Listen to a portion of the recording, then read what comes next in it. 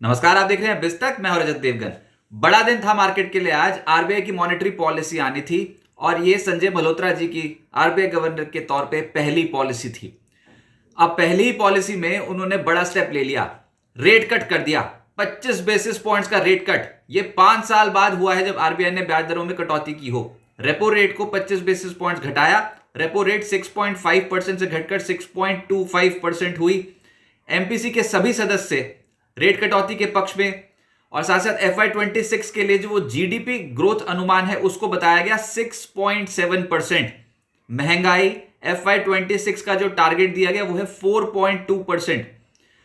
और सबसे बड़ी बात ये कि अभी तक जो महंगाई है वो धीरे धीरे करके हमने कम होती हुई देखी है, लेकिन अब नए आरबीआई गवर्नर का कहना है कि महंगाई लक्ष्य से जुड़े फ्रेमवर्क में बदलाव करेंगे और नए नियमों को चरणबद्ध तरीके से लागू करेंगे। ये कुछ ऐसी इंपॉर्टेंट इस पॉलिसी से की हाइलाइट्स निकल के आई और मार्केट आज झूल गया। दो तरफा चाल देखने को मिली। वैसे तो ये अच्छी खबर है इकोनॉमी के लिए, ब्याज दरों में कटौती, लेकिन ये पहले ही फैक्टर इन थी मार्केट में। पिछले कुछ दिनों से हम देख रहे थे पोस्ट बजट मार्केट धीरे धीरे करके चढ़ रहा है, तो आज मुनाफा वसूली देखने को मिली है। ओपन हुए थे आज 23,449 के लेवल पे। 23,694 आज के दिन का हाई है। 23,443 आज के दिन का लो है, यानी कि 251 पॉइंट्स के दायरे में उठापटक देखने को मिली मार्केट पे। और जो क्लोजिंग आई है वो 23,559 के लेवल की आई है। 43 अंकों की गिरावट के साथ निफ्टी की क्लोजिंग हुई और दिन भर उठापटक देखने को मिली। निफ्टी बैंक 50,158 के लेवल पे बंद हुआ 223 अंक गवाकर, और सेंसेक्स 197 अंकों की गिरावट के साथ 77,860 के लेवल पे हुआ है बंद।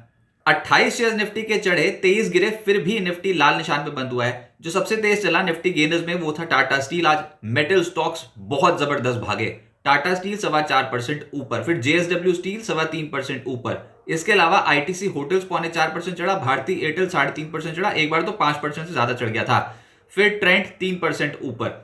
निफ्टी लूजर्स में आईटीसी आज 2.5% नीचे आ गया, एसबीआई 2% नीचे, ब्रिटानिया, अदानी पोर्ट्स और टीसीएस जैसे स्टॉक्स दबाव बनाए हुए थे। इनफैक्ट आज के सत्र में टीसीएस 1.25% नीचे आया और इसने निफ्टी पे बहुत दबाव बनाया। आईटीसी भी खैर ये भी रिजल्ट का इंपैक्ट देखने को मिल रहा था। एफएनओ गेनर्स में चंबल फर्टिलाइजर 7% ऊपर, टाटा स्टील निफ्टी का टॉप गेनर बना। जेएसपीएल 4.25% ऊपर, भारतीय एयरटेल 3.5% ऊपर और जेएसडब्ल्यू स्टील 3.5% ऊपर रहे। एफएनओ लूजर्स में एनसीसी आज के दिन का एक्सीडेंट 0.13% नीचे पोस्ट नंबर्स, गेल 4% नीचे, कमेंस, पीवीआर, आइनॉक्स और बायोकॉन जैसे स्टॉक्स 3% टूट गए। मिड कैप गेनर्स में गॉडफ्रे फिलिप्स बहुत गजब चलाया आज, 20% ऊपर। फिर जेडएफसी इंडिया ये लगभग 9% चढ़ता हुआ नजर आया। आरती फार्मा 9% ऊपर, गल्फ ऑयल लुब्रिकेंट्स 8% चढ़ गया। जेएम फाइनेंशियल, सूर्य रोशनी जैसे मिड कैप स्टॉक्स करीब 6.5%, 6% के आसपास चढ़ते हुए नजर आए। मिड कैप लूजर्स में गरवारे हाईटेक, आज ये स्टॉक 13.5% नीचे। एनसीसी तो वायदा कारोबार का ही टॉप लूजर है। इसके अलावा सोनाटा सॉफ्टवेयर 11% नीचे post numbers, Bikaji post numbers 10% नीचे, रेड टेप और ऑर्किड फार्मा 6.5% से ज्यादा टूटे। जहां पर नतीजे खराब आ रहे हैं, बहुत बुरी पनिशमेंट देखने को मिल रही है इस बार, और जहां पर अच्छे आ रहे हैं नतीजे उनको स्टॉक मार्केट में रिवॉर्ड भी मिल रहा है कंपनियों को। अच्छा, जो आज सबसे तेज चला वो था मेटल्स। मेटल्स में एकदम से तेजी आई। वेल्सपन कॉर्प 6.25% ऊपर, टाटा स्टील, जेएसपीएल और जेएसडब्ल्यू स्टील जैसी जो कंपनियां हैं वो 3.25% से 4.25% चढ़ गई। वेदांता और हिंडाल्को जैसे स्टॉक्स में भी तेजी आई। ऑटोज में भी खरीदारी दिखाई दी, जिसमें अपोलो टायर 2.25% ऊपर पोस्ट नंबर्स, बजाज ऑटो 1.5% ऊपर, एमएनएम, हीरो मोटोकॉर्प, मदरसन में खरीदारी। फार्मा मिला जुला था, जिसमें टोरेंट फार्मा, ग्लेनमार्क, एबॉट, मैक्स हेल्थ, इन स्टॉक्स में तेजी थी 1% से 3% की। लेकिन जो गिरने वाले हैं वो है बायोकॉन, एल्केम, जायडस लाइफ और अपोलो हॉस्पिटल, 1% से 2.5% टूट गए। प्राइवेट बैंक्स में जो चढ़े हैं उसमें है Federal Bank, Kotak bank, IndusInd bank और आईडीएफसी फर्स्ट बैंक 1% से 2.5% ऊपर। लेकिन post RBI policy higher end पे थोड़े से सरेंडर कर गए आईसीआईसी बैंक और एचडीएफसी बैंक। एचडीएफसी बैंक की शुरुआत बहुत अच्छी हुई थी, लेकिन सस्टेन ही नहीं कर, ऊपरी स्तर पर सस्टेन ही नहीं किया और ऊपरी स्तर पर दबाव बन गया पोस्ट पॉलिसी। आधे फीसदी से 1% के आसपास गिरे हैं आईसीआईसी बैंक और एचडीएफसी बैंक। फिर पीएसयू बैंक्स में आज के सत्र में पिटाई हुई। बैंक ऑफ महाराष्ट्र 2% नीचे, एसबीआई 2% नीचे, bank of Baroda, PSB, IOB, bank of India, सब स्टॉक्स में लाल निशान की क्लोजिंग है। एफएमसीजी में मुनाफा वसूली देखने को मिल रही। बलरामपुर चीनी 3% नीचे, वरुण बेवरेजेस 2.5% नीचे, आईटीसी, कोलगेट, ब्रिटानिया सब लालम लाल। एनर्जी स्टॉक्स में प्रॉफिट बुकिंग देखने को मिली। सीईएससी 2.25% गिर गया। सीमेंस, सुजलॉन, अदानी पावर 2% 2.25% नीचे।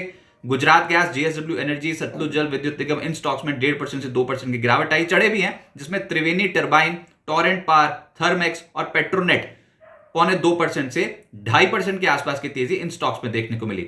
अब आगे क्या होगा, देखिए 8 फरवरी शनिवार को दिल्ली विधानसभा चुनाव के नतीजे आ जाएंगे, बहुत बड़ा इवेंट है मार्केट के लिए।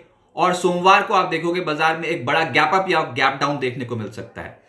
दिल्ली से जुड़ी हुई कंपनियां, सरकारी कंपनियां ये फोकस में आ जाएंगी।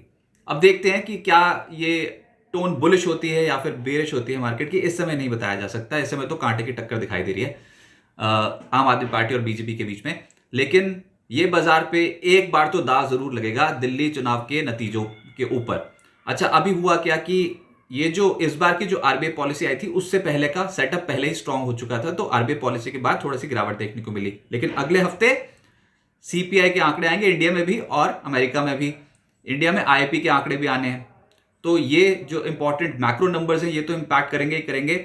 जो इस समय का सेटअप बना हुआ है वो है ये कि एक रेंज से बाहर निकलने की कोशिश है। फंस गया मार्केट आज भी, चाहे आप बहुत एक वाइड रेंज पे काम कर रहे हो 251 पॉइंट्स की, लेकिन आप फंसे फंसे महसूस कर रहे थे। ये नहीं समझ में आ रहा था कि ऊपर जाना कि नीचे।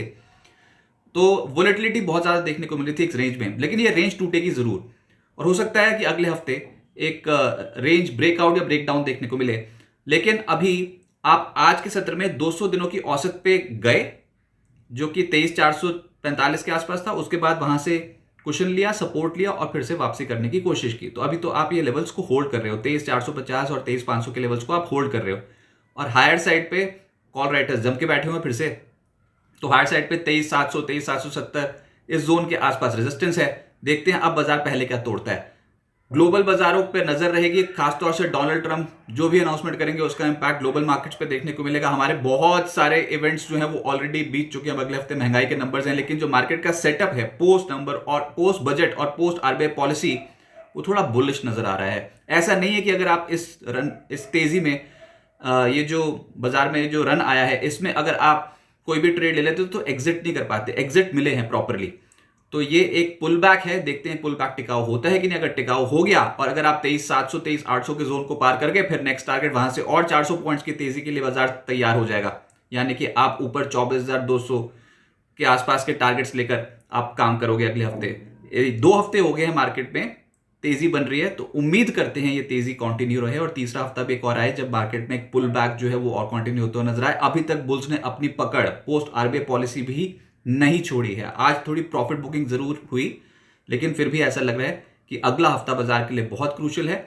और देखते हैं कि क्या बाजार ये जो पिछले 2 हफ्तों में करवट ली और धीरे धीरे करके चढ़ना शुरू कर दिया है, तो अभी तो बहुत ऐसे शेयर्स हैं जो ओवरडन हैं, अंडरबॉट हैं, ओवरसोल्ड हैं। उन स्टॉक्स में तेजी बन सकती है। तो अगला हफ्ता बाजार के लिए क्रूशियल और हो सकता है कि बाजार में एक पुल बैक जारी रहे, लेकिन सोमवार का सत्र एक बड़े गैप अप या गैप डाउन के लिए आप तैयार रहें।